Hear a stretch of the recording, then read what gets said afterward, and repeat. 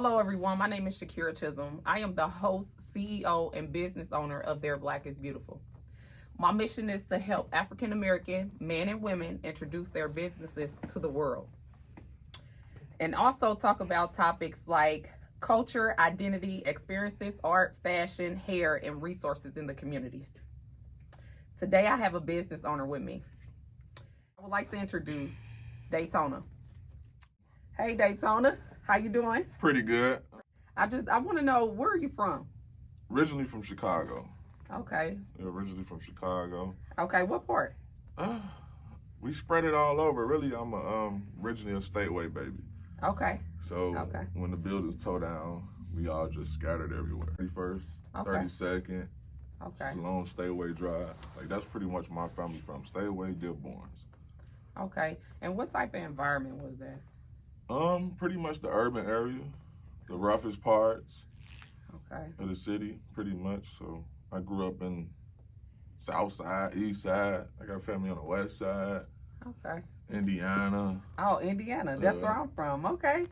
Okay. How did you get into fashion? Just being from Chicago, just growing up around sneakers, Jordan, the Bulls. Okay. Okay. So when sneakers dropped, that was a big thing. So if you didn't have the sneakers, you pretty much wasn't in the mix. Yeah. Okay. In that type of environment, I know that, it's a lot of fake love. And what did you do when you noticed that?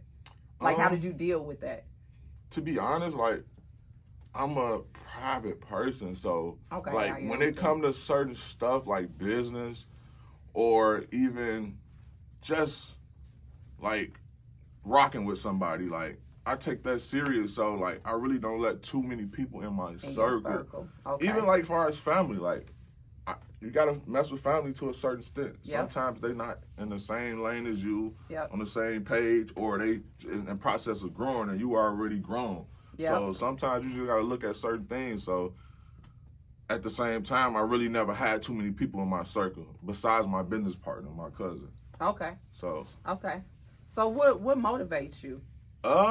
Just coming from where I come from. Like, I got a lot of ups and downs. Like, in my life, you could definitely write a movie, a book. That's what's up. Like, it's a lot of details, a lot of ups and downs, a lot of hardships. So it's just giving me motivation just where I come from, like my past and just growing as a person. And just seeing where I come from where I'm, like when I was in 20s to now when I'm in my 30s, it's just a different transition. Okay. Okay, so what type of discipline did you have to use to make it this far in life? Pretty much grow up. Like, I have my flaws. I got my times where I was down, situation where I'd have been locked up. Yeah.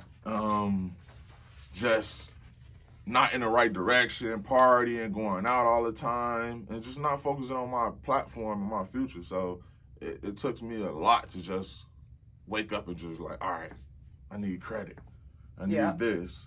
So, so you had to stop a lot of things, basically. Pretty much. You had to stop a lot of spending. You had to stop a lot of, hanging out things like that. You had to stop a lot of that. And take a sacrifice, pretty much, and like put yourself in other people's shoes. Like, I got partners that I gained relationships with that had businesses way before I had them. Mm-hmm. So, and I see them like, okay, if they could do it, I could do it. Like, why cannot? Right. And one of my partners, he's not even really originally from the U.S. He came here from somewhere else and got rich and owned business. So, like, if you come from somewhere else, why can I not do it? Right. I know, like, it's always that one person who drops knowledge on you and you never forget it. Who was that one person for you, and what knowledge did they drop on you and it's stuck with you? A close friend of mine, like, we don't talk too much, but we keep in touch. His name is Frankie. He has plenty businesses, clubs he had out here, just different properties. Just being around him, and I used to host back in the day. Host? Like, host parties. Okay. Like, at the club in Appleton. Okay. And that's the clubs he had. Like, Extra 920 and Brauhaus. Even back at Antro days, old clubs. So, like, learning from him and seeing him so many years, like, not care what people think, people say, oh, your club suck, or this and that. It didn't matter. Like, stay on that path Yep. of what your business is gonna grow, and you're gonna get them people who hate, and you got to get people who support. So it's just part of the game. Okay, so how has that shaped the person that you are? Everything that you done been through, what can you say? The number one thing is being solid. Like, Okay, I stay that loyalty, solid. that, yeah. Like, if a person see me that I known from 6 years ago, they gonna still say I'm the same solid person. I like that. Like, you can't go back in my history and say, he snaked this person, yeah. he did that. No, I always kept it solid. That's one thing I learned. Okay. That just keep it solid. I love that. And it's a lot of times I say, if you don't have loyalty, you might as well just forget about it, because it's going to catch up to you. You know what I'm saying? Definitely. So I understand that. That's what's up. How long have you been in business? I'm going on, besides like opening the store, Yeah, well, opening a good 5 years before. Okay. So it was like a year or two before the store opened. So the process, getting stuff in order, figuring out everything, and then we just been in business pretty much almost 3 years. Okay. What do you most want people to remember you for? Just bringing something to the community that wasn't here. Like, Okay. a lot of things that we sell and we bring to the community, like, it wasn't around. It wasn't accessible. It wasn't. Yep. You had to go far to get it. And the fact that you getting credible, authentic products. Yep. Like, getting it from guaranteed sources, people who actually know how to authenticate shoes to the T, from the box to the smell to the texture to the look and everything. So just bringing something to the community that changed. Like, it's different. Since we opened, like, a lot of people motivated. And a lot of people won't say that. Since we open, a lot of people motivated to do things. Yep. So that falls into the question, what is unique about your business? Or I feel like it's you. Yeah, a lot of people say that, though. A lot of people say, I think it's a business, but a lot of people say it's me. My energy, my vibe. I'm definitely a talker. I'm a communicator. I'm not afraid to mingle. Okay. It's just, and that's what scares me. For when I hire people and I leave, like, I need somebody with my same vibe. Yep. Like, you have to know how to vibe with people. It's different peoples. You can't judge people. You just have to vibe. Like, you never know. You might learn something. You might gain some energy. Just, it's something. Everybody brings something to the table. Yep. And I feel another thing that is unique about you, you know your shoes.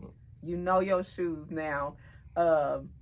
It's a couple of stores up here that I see a lot of imitations. Yep. Could you, like, put us up on game when we're trying to find a certain type of shoe, and could you give us an example of that? This is the Panda Dunk. This is the #1 selling shoe right now. Okay. Like, restocks, like 30 restocks for the last year. So imagine how many shoes they pumping out. So think about all the fakes been pumping out. Okay. And a lot of people just don't know. There's certain things you look at. Let's start off with the best off. This is the real shoe. Okay. See how clean, crispy. Like, you don't see nothing weird, no stitching, no none, even the leather buttery, nice, not stiff. Can't bend it.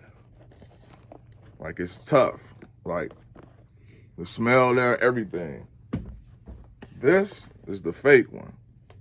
You could tell. Yeah, I could tell already. Stitching. Look at the real one. Stitching super off. Just the line up, just not even right. The texture, the cut of the black of the leather, just off. Look at the Nike sign. You could tell they use a cheap machine for the stitching. Nike stitch their stuff tight, like super tight, where you can't, like, pull that back, the tab back or nothing. Then, fake shoe. Okay, let me see you right being that other one. Okay. Firm. Okay. Shouldn't be able to do that at all. That's that real leather. Yeah, shouldn't. And then the smell. Smell like, almost like product. Okay. So it's just stuff, certain little stuff you look at, stitching. Like sometimes, don't get me wrong, the quality control be off, but it's just simple stuff like Nike's not gonna screw up on. Right. They was never send no shoe out like that. They're just bad product. You could tell the glue coming off. It's just certain stuff. So this is a $300 shoe on the market. So now you buy a fake, your stuff bent up. So imagine walking in this. It's gonna crease up instantly. So now you're just wasting money and just messing up the culture pretty much. So we try to stay on top of that. Everything I get sent in, I go over. I don't care if I've done business with you 100 times. I check every pair, smell it, box inside out, and just make sure everything come back authenticated so our customers get the best product. Okay, well, thank you so much, Daytona, for educating us on this. I do appreciate it. No problem. Is success to you? Being true to the things you want to do. Okay. Not, like, don't get me wrong, you might see some stuff like, he's doing that. I could do it, but it might not even be meant for you. Yep. You might not have the passion for it. You might have the time for it. Just go for what you like and what you want to do and stick to it. And don't think results going to come out right away. So success is only your definition of success. Pretty much. Pretty much. Like, you have to define your own success and put, like, because I see a lot of people try stuff, but 6, 7 months later it's gone. Right. Yeah. Like, people don't understand, like, in a real business, like, you ain't gonna, like, I'm selling a lot of product, but that don't mean I'm rich. Right. Yep. Like, I'm not gonna see my earnings till 2, 3, 4 years from now when I got 5, 6, 7 stores. Like, that's my thing. If I really wanted quick money, I would have just opened one store and just settled. Yep. But that's not the big picture. Like, I have a bloodline of non-successful people in my family. So I'm the first person and my cousin that ever owned a business. Okay. Like, period, in our whole entire. So we trying to change our bloodline, hopefully leave something for our family and our kids to pass on versus the same cycle. Okay. Now, outside of the businesses that you have already, do you have any other plans? Yes, we have a few plans. I love cooking, so like that's one of my biggest plans. Like cooking. Okay. Like cooking. Like really cooking. Like soul food cooking or I get down with the soul food, but Okay. I try other stuff. Like, I'm a fitness freak, so Okay. I eat healthy salmon, potatoes, and other like dishes. Like even with as far as my background, my dad's from Belize, so we eat a lot of different cultural food. So I grew up a lot of Spanish food. I make beer tacos, all type of stuff like tamales and just different stuff. So where I grew up eating, it was just totally different. We ate soul food, American food, but if you came to my house as my cousin, you had to get used to eating red beans and rice, pig's feet, cow foot soup, like, you know what I'm saying, like crazy stuff, liver and rice, South. all that. So I grew up eating all stuff like that. So like my dad was big on that. My dad, tough. He's a tough guy. He big on that. So he raised us different. So when I was like 8, I was cutting up whole chickens. Oh, okay. Because a lot of people don't know how to do that. Yeah. Like that's some down south stuff, okay? Yeah. We didn't buy packets, like we just whole chickens, you cut it up. Head and everything, cutting the head off. Okay. So what advice do you have to give a young man that's trying to reach his definition of success? Put your all into it. Don't have one foot in and one foot out. Okay. Don't do it, like, cause it's just gonna mess up your cycle. If you want to go for something, you just gotta go for it. Like, that was my biggest thing. Like, just go, just let it all go. Yeah. Don't be afraid. You done took so many risks in life. Why not take this risk? Yeah. And don't for me is never get comfortable. Always stay uncomfortable where you're at, because that's where that success comes. Definitely. That's why we had the second store. We said no. Enough. Not here. Yep. Not one. Here. It's always something that you can give. You know, people are looking at you. People are looking at everything, and you're Black owned. Yep. You know, that means so much to the community. Definitely. And I just want to say thank you.